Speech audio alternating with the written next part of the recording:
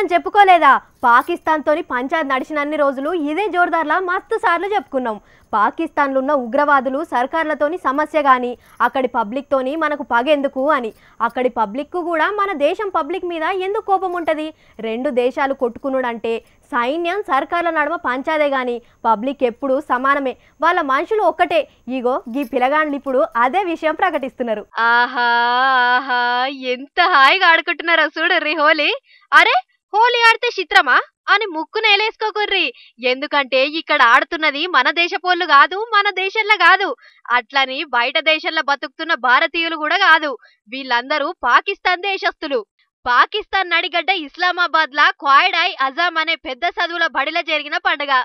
ఎంత జోరుగా డాన్సులు వేస్తున్నారు, ఎంత సంబరంగా రంగులు చల్లుకుంటున్నారో చూడర్రి. అసలుకే బార్డర్ కాడ తుపాకులు నూరుకొని బాంబులు ఇసురుకుంటారు.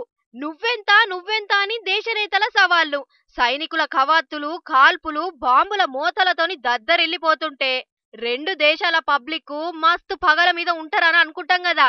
కానీ పాకిస్తాన్ల యువకులు పెద్ద బడిల చదువుకుంటున్నోళ్ళు గిట్ల మన దేశంలో పండుగ, మన దేశ నమ్మకాల పండుగ, సంబురాల పండుగను అక్కడ కూడా చేసుకుంటున్న తీరు దునియాను పరేషాన్లో పడేసింది. వాళ్ళ మతం పండుగ మనకెందుకని పగ పెట్టుకోకుండా పండుగ చేసుకుంటుంటే మస్తు పరేషాన్ అవుతున్నారు. మరి కాదా, మనం కూడా మతాలకు అతీతంగా పండుగలు చేసుకుంటాం కదా. దసరా, సంక్రాంతి, రంజాన్, క్రిస్మస్ ఇట్లా అందరి పండుగలు అందరి కోసం అని అనుకున్నప్పుడే దునియా మొత్తం బాగుంటది కదా.